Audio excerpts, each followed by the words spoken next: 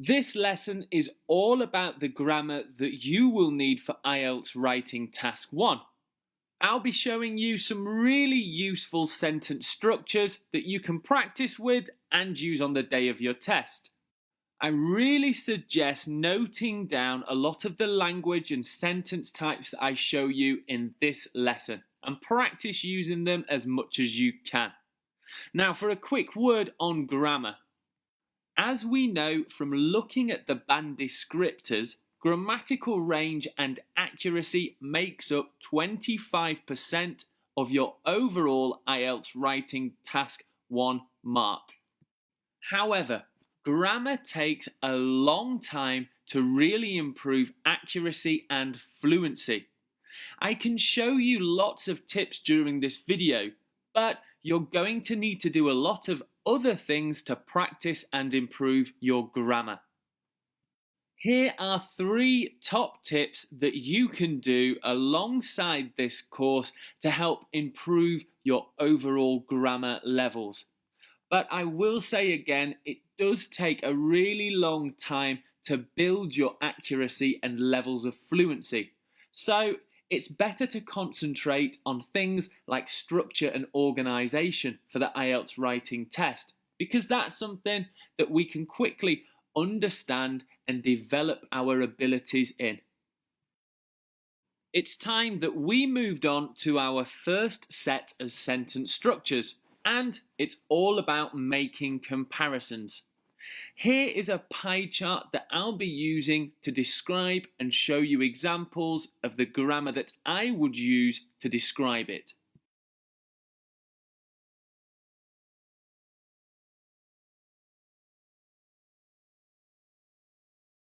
Here is sentence structure 1. Let's take a look at some examples. We can clearly see that taxis were more popular than walking by 6%. Riding the bus was less popular than driving a car, which was the highest voted mode of transport. Here is the second structure. More people preferred riding a bicycle than taking the bus. And here's example 2. We can see that less people enjoyed riding trains than driving cars. Here is a bar chart. I would like you to pause the video and, using the sentence structures I've shown you, try and create some sentences to report and make comparisons. Pause the video now and try your best. Okay, now you've tried that, here are my examples. So for number 1, I said, in both girls and boys, bike riding was more popular than skateboarding or rollerblading. And for the second sentence structure, more boys preferred playing computer games than girls of the same age. Now, there's lots of different information you could describe, so well done for trying that out. Now let's move on to our next section in this lesson. Apart from making comparisons, you will also need to describe trends, especially when it comes to charts and graphs. Here's a sentence structure that is super useful for you when describing trends. The structure here is there was plus an adjective and a noun, then in. Now, of course, for the adjective and noun, you can use a number of synonyms, but I'll show you a few examples now. From 2002 to 2004, there was a significant rise in enrolments to course B. Significant could be replaced with words such as steep or rapid, and rise could easily be replaced with the synonym increase. Let's see our second example for describing trends.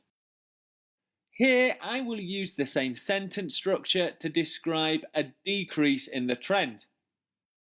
There was a sharp drop in student numbers for course B between 2002 and 2003. Again, these are only two examples using this sentence structure of trends that are easily identifiable on the example bar chart. I definitely advise you to write down these sentence structures with a few examples of your own, as in the test they will be super useful. Let's move on to the next section. Now we'll take a look at describing increases and decreases, and this is something that you will almost definitely have to do when reporting on IELTS writing task 1. The structure I'm going to show you is very simple, and that is a noun phrase followed by a verb and then an adverb. If you're not sure what a noun phrase is, the easiest way to explain it is a few words put together to form a name. The example here, playing music. We aren't talking about doing this thing, we're naming it as an activity, which makes it into a noun phrase. Here's my example. From 2006 to 2010, playing music climbed steadily to 26% of owners using this feature. Of course, for the verb and adverb, there are many different synonyms that you could use, and you may remember some from our last lesson on vocabulary. Let's see another example with some different synonyms used. Playing games jumped sharply from 2006 to 2008. However, over the following 2 years, its overall use declined by 1%. This sentence structure of noun phrase, verb and adverb is really useful, and I'd like you to try and use it to describe this. There may not be one exact correct answer for this, as you could use a number of different noun phrases, verbs or adverbs. Try and describe it, and if you can, also say what dates it happened between. Pause the video now and write your example sentence.